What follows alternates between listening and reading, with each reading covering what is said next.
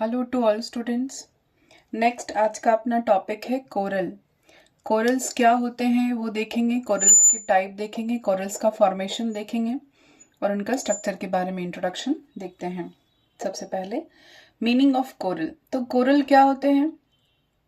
Coral are animals और corals are marine mostly colonial polyploid coelenterates. Coral कौन होते हैं? एनिमल होते हैं और कोरल सिलेंट्रेट्स एनिमल होते हैं जो कि पॉलिप स्टेज वाले कोरल होते हैं, यानी कि यहाँ पर मेड्यूसी नहीं होगा, कौन होगा? पॉलिप जो फॉर्म था हमने देखा था उसी से ये कोरल फॉर्मेशन करते हैं।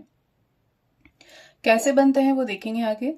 तो looking like miniature C anemone and living in a several skeleton of their on, यानी हम क्या कहेंगे, ये कोरल जो है वो समुद्रवासी हैं, निवही पॉलीपाब है यानी पॉलीप्लॉइड हैं, सी एनिमोन के तरह दिखते हैं और अपने ही द्वारा ये स्केलेटन को सीक्रेट करते हैं। उनसे एक बॉडी से ही स्केलेटन सीक्रेट होता है जिससे कि वो एक स्ट्रॉन्ग स्केलेटन फॉर्मेशन करते हैं जो लॉन्ग टाइम तक रहता है।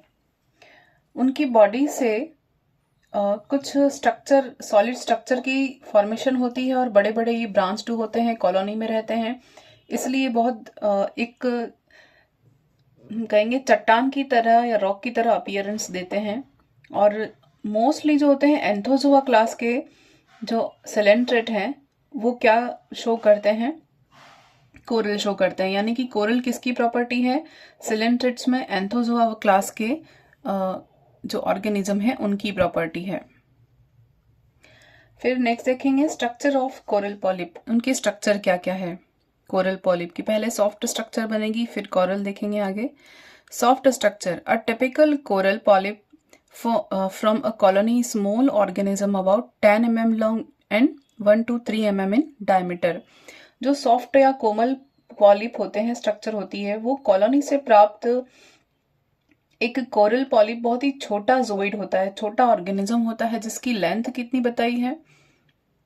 जिसकी जो लंबाई है वो 10 mm और डायमीटर व्यास जो होगा 1 से 3 mm तक होता है।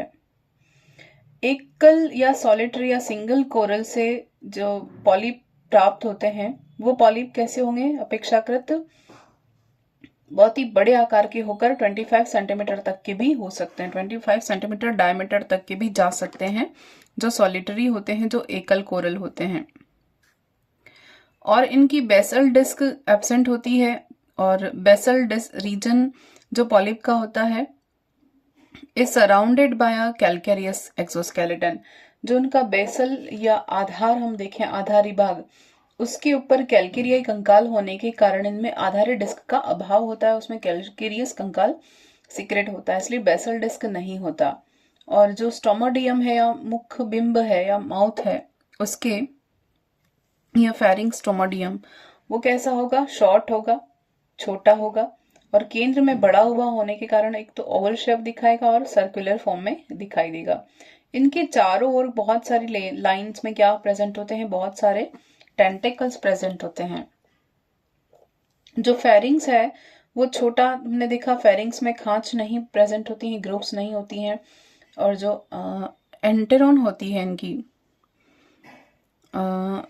हम कहें इसको कह सकते हैं एंटेरोन या आर्केंटेरोन, ये इसके ऊपरी भाग तक ही सीमित रहती है और उनके सिर पर निमेटोसाइट्स की एक लेयर होती है, निमेटोसाइट्स प्रेजेंट होती हैं।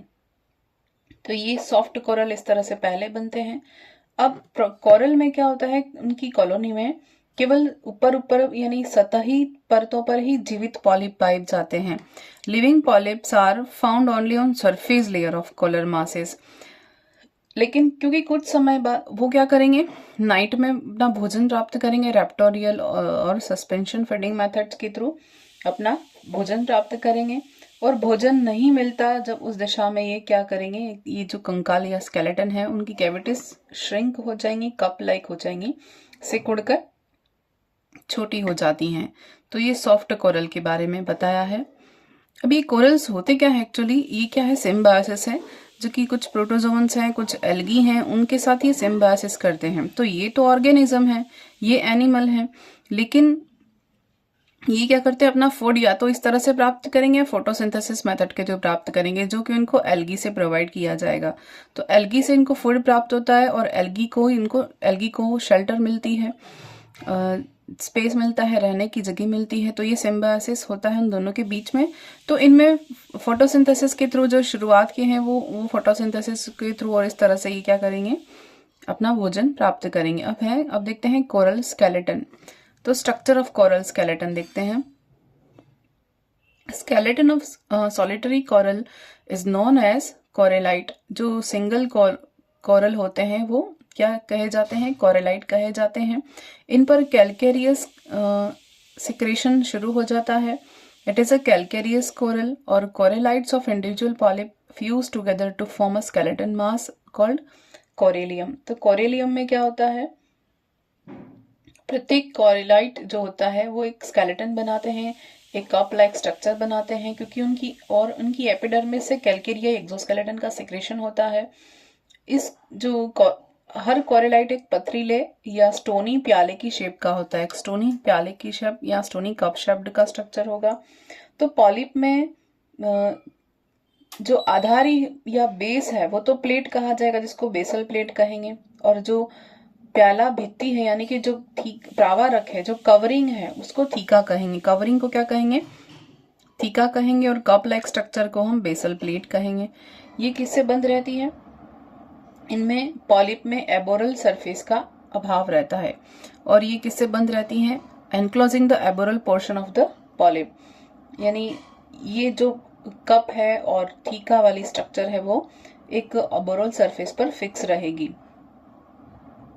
इनके अंदर जो कैविटी होती है, इस कप की कैविटी के अंदर बहुत सारे रेडियल रिजेस होते हैं और सेप्टा होते हैं, जिन्हें स्क्लेरोसेप्टा कहते हैं। तो यहाँ हम देख सकते हैं, ये तो स्ट्रक्चर हो गई, नेमेटोसाइट्स हैं, टेंटिकल्स हैं, स्क्लेरोसेप्टा प्रेजेंट है, ये कप लाइक स्ट्रक्चर है, और उनके अंदर जो कैविटी है वो सेप्टा बनाएंगे, ये थीका बनाएंगे। जो कवरिंग है इसको थीका कहा था अपन ने, और ये कप लाइक स्ट्रक्चर है, ये बेसल जो है बेसल प्लेट बनाएगा। और ये इसका सेक्शन अगर काट के देखें VS, तो ये माउथ या स्टोमोडियम कहा हमने, अंदर वाला सरफेस स्टोमोडियम है, ये टेंटिकल्स हैं, इसमें मेजोडर्म एक्टोडर्म प्रेजेंट है, ये मेजेंट्री है, गैस्ट्रोडर्मर कैनाल प्रेजेंट है, और गैस्ट्रोवास्कुलर कैविटी यहाँ पर प्रेजेंट है, कोरेलाइट है, कोरेलाइट का VS है। तो ये जो स्ट्रक्चर हमने यहाँ पर देखा, स्ट्रक्चर ऑफ कोरल। नेक्स्ट देखते हैं, next formation of coral skeleton. Coral skeleton का फॉर्मेशन कैसे होता है, वो अलग अलग टाइप्स के हम देखेंगे।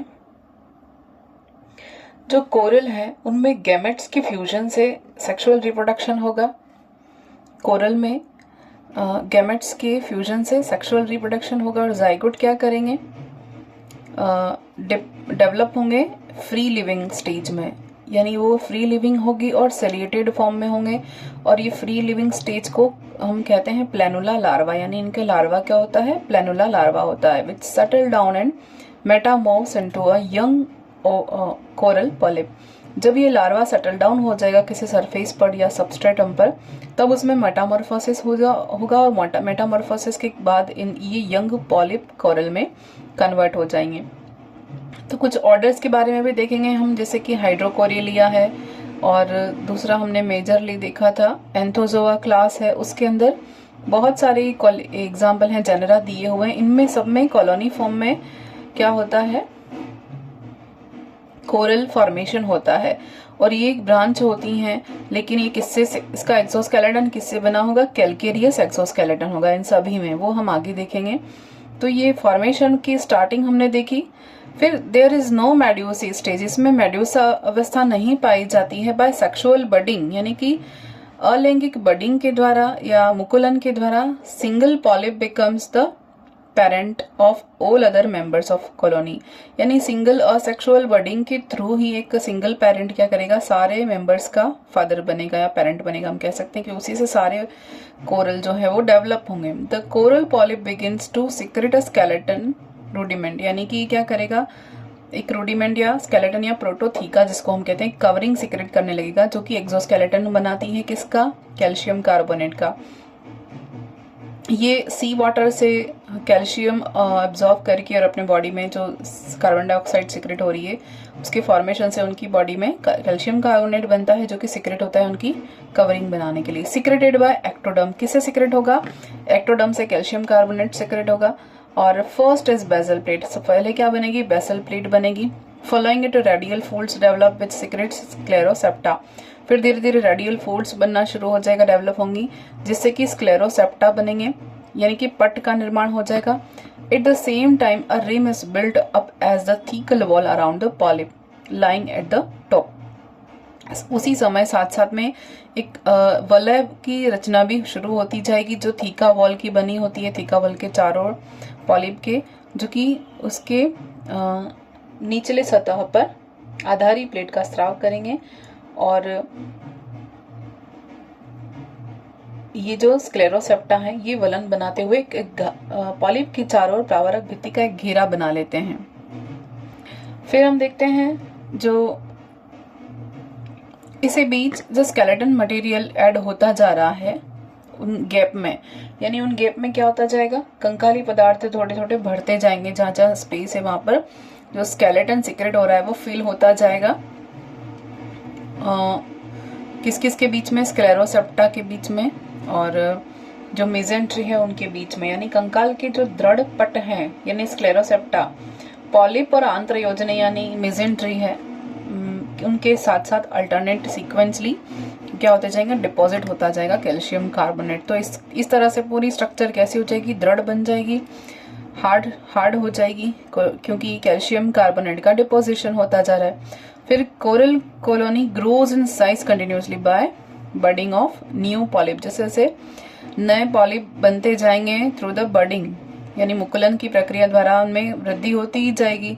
इससे ये बहुत बड़ी कॉलोनी बना लेंगे और कई वर्षों में बहुत बड़ी बड़ी ये कॉलोनी बना लेते हैं। तो समुद्र में हमें चट्टानी फॉर्म में जो दिखाई देते हैं, जिसको हम कभी चट्टान समझते हैं कभी प्लांट समझते हैं, तो actually they are coral, they are animal, they are coelenterate animals. फिर कंडीशन फॉर फॉर्मेशन, अब इनके बनने के लिए क्या क्या वातावरण के फैक्टर्स हैं, एनवायरमेंटल फैक्टर्स रिक्वायर्ड हैं वो देखते हैं। टेम्परेचर कैसा होना चाहिए? वार्म होना चाहिए, वार्म वाटर हो, कैसा? वार्म वाटर 20 से 30 डिग्री सेंटीग्रेड तक का टेम्परेचर होना चाहिए। फिर डेप्थ ऑफ सी, यानी कि शैलो वाटर होना चाहिए, डेप्थ में नहीं बनेंगे ये, शैलो वाटर में बनेंगे। क्यों? क्योंकि इनको फॉर्मेशन के लिए फोटोसिंथेसिस चाहिए। फोटोसिंथेसिस कौन करेगा? ये खुद तो करेंगे नहीं, कौन करेगा? इनके जो सिम्बायोसिस एसोसिएशन में रह रहे हैं एल्गी, वो करेंगे। फिर सनलाइट कितनी चाहिए कि due to symbiotic association with algae sunlight required, ठीक है। फिर क्लियर वाटर, पानी कैसा होना चाहिए? साफ और साफ होना चाहिए। फिर sediments, sewage and disposal increase turbidity of water, ज़्यादा डिपोजिशन हो जाएगा, ज़्यादा सीवेज होगा तो इनकी टर्बिडिटी इंक्रीज हो जाएगी, तो ये ग्रो नहीं कर पाएंगे, जिसके कारण इनकी ग्रोथ नहीं हो पाएगी। तो क्लीन वाटर इनका रिक्वायरमेंट रहेगा। अब देखते हैं types of coral in different groups, अलग अलग ग्रुप में अलग अलग कोरल के टाइप्स हम देखते हैं। पहला है हाइड्रोजोन कोरल। अलग अलग ये कोरल के डिफरेंट टाइप्स हम देख रहे हैं अलग अलग ग्रुप के। अभी हम कोरल रीफ के बारे में नहीं देख रहे हैं, कोरल के बारे में ही जान रहे हैं। तो ये क्यों ज़रूरी है ये जानना, हाइड्रोजोन कोरल्स, और बहुत सारे अलग अलग कोरल हम पढ़ेंगे यहाँ पर। सेनोथी केलिया है, स्टोलोनीफेरा है, ऑक्टोकोरेलिया है, सब पढ़ेंगे। क्यों? क्योंकि एग्जाम में अगर क्वेश्चन में कोरल के टाइप और उसका ऑर्डर पूछ लिया जाए तो हमें टाइप और कोरल दोनों बार बार पढ़ेंगे तो उसे याद हो जाएगा, क्योंकि इसके एग्जाम्पल और कॉमन नेम्स और ऑर्डर्स इंपॉर्टेंट हैं। तो ऑर्डर कौन? हाइड्रोकोरेलिना। कौन सा ऑर्डर? हाइड्रोकोरेलिना ऑर्डर जो है क्या इंक्लूड करता है, यानी उनमें कौन कौन से कोरल आएंगे? उनमें फ्यू जेनेरा, कुछ जेनेरा कौन कौन से हैं? मिलीपोरा है, स्टाइलेस्टर है, डिस्टिकोपोरा है, ये सभी हाइड्रोजोन कोरल में आएंगे। तो जैसे मैंने पहले डिस्कस किया था हमने कि एंथोजोआ जो क्लास है उसके बहुत सारे, यानी कि स्पेशल है वो कोरल रीफ बनेगा या कोरल बनाने के लिए एंथोजोआ क्लास ही मेन इंपॉर्टेंट है, वही बनाती है। उसके साथ हाइड्रोकोरेलेंस या हाइड्रोजोन्स है, वो भी क्या करेंगे? कोरल बनाएंगे। तो उसके अलावा जो छोटे छोटे हमारे पास हैं उनके बारे में देखते हैं। मेजर कौन है? एंथोजोआ क्लास, तो हम उसकी ही ऑर्डर के बारे में देख रहे हैं।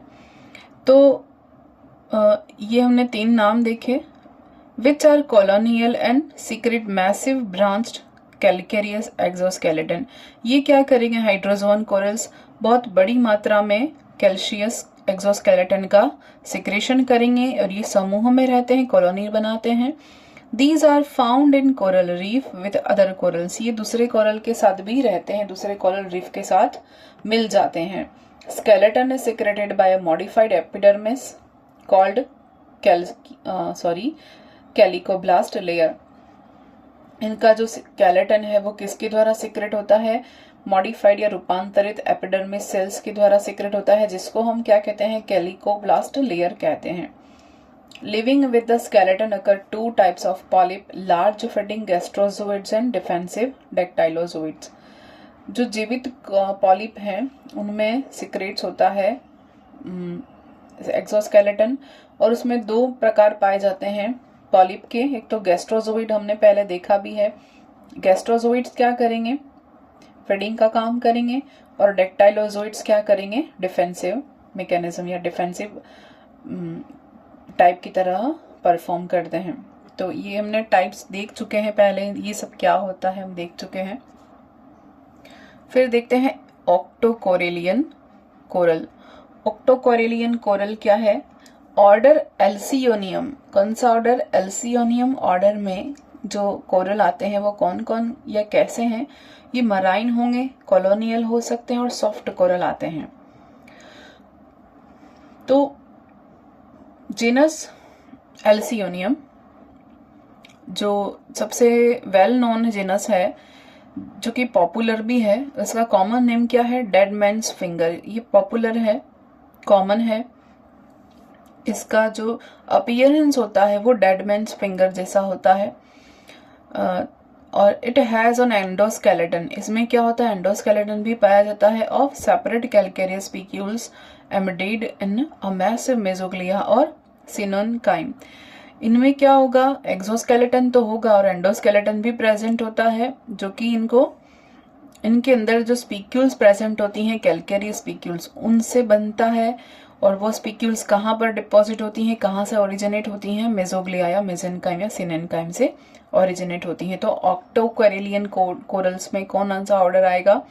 एल्सियोनिया या एल्सियोनियम जो जीनस है वो आएंगे। एल्सियोनियम एक ऑर्गेनिज्म सिलेंड्रिड का जीनस भी है। फिर ऑर्डर स्टोलोनीफेरा, इनमें कौन कौन से आएंगे? इंक्लूड ऑर्गन पाइप कोरल, यानी कि ऑर्गन पाइप कोरल कौन सा है? नाम हम देखें, Tubipora musica, widely distributed on coral reef in warm water. ये कहाँ मिलता है? वार्म वाटर में मिलेगा और बहुत ही वाइडली डिस्ट्रीब्यूटेड है। ट्यूबिपोरा म्यूजिका, जिसको ट्यूब पाइप कोरल भी कहते हैं। कॉमन नेम क्या है? Tube pipe coral. तो ऑर्डर कौन सा हो गया इसका? स्टोलोनीफेरा या ऑर्गन पाइप कोरल इसका कॉमन नेम है, और साइंटिफिक नेम है ट्यूबिपोरा म्यूजिका। फिर skeleton is made of mesoglea calcareous spicules forming parallel and vertical tube. इनमें क्या होगा? इनमें भी स्केलेटन प्रेजेंट होगा, मेसोग्लिया से कैलकेरियस स्पीक्यूल्स फॉर्मेशन होगा, जो पैरेलल भी होंगे और वर्टिकल भी होंगी, और इस तरह से ये ट्यूब लाइक अपीयरेंस देती हैं। Each occupy by 1 polyp connected together by lateral platform. Skeleton is dull red in color due to presence of iron salt. तो इनका जो समुद्र में रंग है वो कैसा दिखेगा? रेड कलर का दिखेगा। और इनका जो अंतः कंकाल या कंकाल जो है वो श्लेष्मी या म्यूकस कैलकेरियस स्पीक्यूल्स का बना होता है, जो पैरेलल फॉर्म बनाते हैं, वर्टिकल फॉर्म भी बनाते हैं। हर पॉलिप ट्यूब जो होती है उसमें क्या होगा? लेटरल मंच द्वारा या लेटरल कनेक्शन द्वारा ये आपस में जुड़े रहते हैं, लेटरल प्लेटफॉर्म्स द्वारा आपस में कनेक्टेड रहते हैं। और समुद्र में लोहे के लवणों की उपस्थिति के कारण इसका रंग कैसा दिखाई देता है? लाल दिखाई देता है। फिर नेक्स्ट ऑर्डर देखते हैं। सिनोथिकेलिया ऑर्डर में कौन सा जीनस? हेलियोपोरा। इंपॉर्टेंट है, सिनोथिकेलिया ऑर्डर है और जिनस कौन सा है, हेलियोपोरा। उसमें कौन से कोरल आएंगे, उसमें हेलियोपोरा आएंगे, जिनका कॉमन नेम क्या है, ब्लू कोरल, नीले प्रवाल के नाम से जाना जाता है। इनकी कॉलोनी में जो सिक्रेशन होगा कैलकेरियस स्पिक्यूल्स का, इनकी कॉलोनी में क्या स्रावित होगा, कैलकेरिया सब में होता है।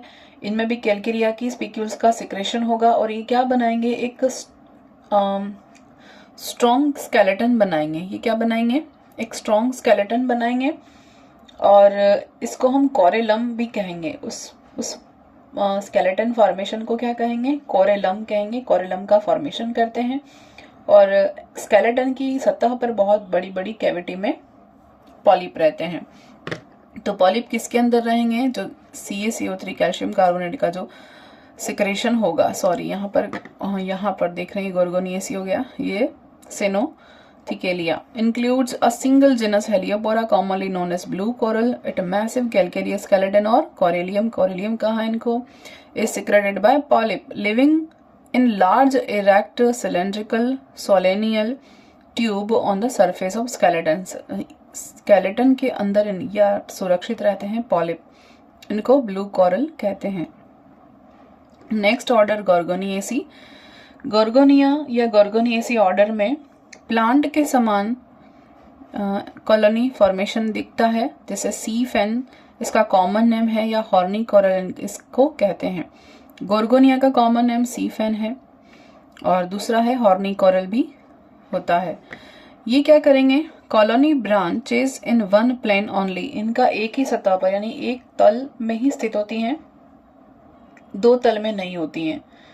तो इसका जो एक्सियल स्केलेटन है वो हॉर्नी प्रोटीनेशियस सब्सटेंस का फॉर्मेशन से फॉर्मेट होता है, जिसमें पॉलिप के चारों ओर कैलकेरिया स्पिक्यूल्स होती हैं जो अरेंज होती हैं। एक एग्जांपल हम देखते हैं, कोरेलियम नोबाइल।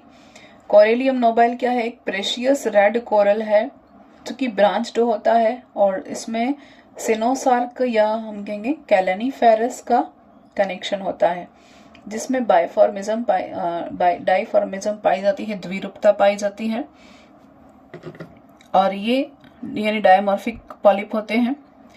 ये क्या है, रेड कलर बहुत ही प्रीशियस हैं और इनका यूज कहाँ होता है, ज्वेलरी फॉर्मेशन में होता है। फिर हेक्साकोरेलियम कोरल। हेक्साकोरेलियम ऑर्डर कौन सा हो जाएगा, मैड्रीपोरा। मैड्रीपोरा में कौन कौन आएंगे, स्टोनी कोरल आएंगे, जिनको सत्य कोरल कहते हैं वो कौन है, हेक्साकोरेलियम कोरल कहे जाएंगे। हेक्साकोरेलियम में ट्रू या सत्य कोरल आते हैं। अब ये जो है ये पथरीले या वास्तविक कोरल कहे जाएंगे। मुख्य रूप से जो कोरल प्रवाल भित्तियों का निर्माण होता है, मेन कोरल, वो यही होता है और इनमें से कुछ सिंगल होंगे, कुछ कॉलोनियल होंगे, सब दोनों हो सकते हैं। Some are solitary, most are colonial, assuming a great variety of forms, यानी कि इसमें बहुत सारे अलग अलग फॉर्म पाए जाते हैं और सत्य या वास्तविक कोरल जो होते हैं वो मैड्रीपोरा कहे जाते हैं। सॉलिटरी में फंजिया हो सकता है, फ्लैबेलम हो सकता है, ये एग्जाम्पल हैं इसके स्पीशीज के। कॉलोनियल में एक्रोपोरा हो जाएगा, ऑक्यूलिना, फेविया, मैड्रीपोरा और मिएड्रीना हो जाएगा। तो ये किसके हैं एग्जाम्पल या टाइप, हेक्साकोरेलियम कोरल्स के, जो कि मैड्रीपोरा ऑर्डर में आता है। स्टोनी या सत्य कोरल कहते हैं, पथरीले। अब ये डायग्राम हम देखते हैं टीएस ऑफ कोरल। इसमें आपको प्राइमरी स्ट्रक्चर, मेजेंट्री या आंत्रयोजनियां हिंदी में कहते हैं, मेजेंट्री दिख रही हैं। फिर रिट्रैक्टर मसल्स होती हैं जो कि संकुचन का काम करेंगी। सेकेंडरी मेजेंट्री द्वितीयक आंत्रयोजनी बनेगी। जितने भी फोल्ड्स हैं, फोल्ड्स या गट हम इसको कह सकते हैं, वो मेजेंट्री कही जाती हैं। आंत्रयोजनियां यानी डाइजेस्टिव ट्रैक हम मान सकते हैं सीधी सी भाषा में, जो डाइजेशन का हेल्प करती हैं। फिर ये सेकेंडरी स्क्लेरोसेप्टा, फिर इनमें पट फोल्ड्स जितने ज़्यादा बनते जाते हैं जिसके कारण स्क्लेरोसेप्टा बनते जाएंगे। तो प्राइमरी स्क्लेरोसेप्टा और सेकेंडरी स्क्लेरोसेप्टा प्रेजेंट होते हैं। नेक्स्ट, अभी तक हमने कोरल के बारे में देखा, कोरल के टाइप्स के बारे में देखा। अब हम कोरल रीफ के बारे में देखेंगे। कोरल रीफ क्या होता है, मीनिंग क्या होगा, कोरल रीफ क्या होता है। Is when coral colonies grow continuously in size by budding of polyp and often form extensive mass known as coral reef. यानी कि कोरल कब बनेंगे, जब प्रवाल भित्तियों का फॉर्मेशन होता जाएगा, यानी पॉलिप क्या करेंगे, अपनी कॉलोनी में वृद्धि करते जाएंगे बाय द बडिंग प्रोसेस। तो ये बड़े बड़े हम कहेंगे एक्सटेंसिव मासेस दिखाई देंगे, यानी बहुत बड़े बड़े चट्टान या पिंड का फॉर्म ले लेंगे, जिसको हम कोरल रीफ कहते हैं। तो अकॉर्डिंग टू टी वैलेंड वोगन, इन्होंने क्या बताया, उनके अकॉर्डिंग जो कोरल या प्रवाल भित्ति है, या कोरल बैरियर, या कोरल हम कहेंगे वॉल या रीफ, इसको हम रीज भी कह सकते हैं, या माउंड हम कहेंगे। ये क्या करेंगे, एक कैलकेरियस या चूने के पत्थर का एक रीज होता है, या टीला या माउंड हो सकता है, जिसकी ऊपरी सतह समुद्र के सतह के निकट होती है। यानी कि अपर सरफेस कहाँ होगी, समुद्र की सतह के निकट होगी। और ये किससे बनेंगे, ये कैल्शियम कार्बोनेट के सिक्रेशन से बनते हैं। अगर कोरल रीफ का फॉर्मेशन मेनली हम देखें तो किससे होता है, मैड्रिपोरेरिया। अभी हमने देखा कि मैड्रिपोरेरिया जो सत्य या स्टोनी या ट्रू कोरल कहे जाते हैं, उनसे ही होता है। दूसरे हैं हाइड्रोकोरेलिया और एल्सियोनिया, ये भी पार्टिसिपेट करते हैं कोरल बनाने में। फिर कोरेलाइन शैवाल या कोरेलाइन एल्गी और फोरामिनिफेरन जो प्रोटोजोआ हैं, ये कोरल रीफ के फॉर्मेशन में पार्टिसिपेट करते हैं। फोरामिनिफेरन्स और कोरेलाइन एल्गी, ये दोनों भी क्या करेंगे, ये तो एल्गी है कोरेलाइन, और फोरामिनिफेरन्स प्रोटोजोआ है, ये दोनों पार्टिसिपेट करेंगे कोरल रीफ के फॉर्मेशन में। मेन कौन होगा, मैड्रिपोरेरिया ऑर्डर के एनिमल्स जो स्टोनी हैं और सत्य हैं, यानी प्रिंसिपल बिल्डर्स, यानी कि मेन तो है मैड्रिपोरेरिया और बाकी सारे इसके सहयोगी हम कह सकते हैं। फिर reef building environment, reef building environment में क्या क्या रिक्वायर्ड है, कौन कौन सा कैसा एनवायरनमेंट रिक्वायर्ड है। वार्म होना चाहिए, शैलो वाटर होना चाहिए, और नॉर्मली अबाउट 20 डिग्री सेंटीग्रेड के ऊपर होना चाहिए। Therefore, they are limited to the Indo-Pacific, the Central Western Pacific and Caribbean region, north of Bermuda। यानी कहाँ कहाँ मिलेंगे ये भित्ति बनाने वाले जितने भी प्रवाल हैं, वो शैलो वाटर में, गर्म समुद्र में मिलते हैं। ये कोरल केवल कहाँ तक, इसी कारण से ये कोरल कहाँ तक सीमित है, केवल इंडो पैसिफिक में और पश्चिमी केंद्रीय पैसिफिक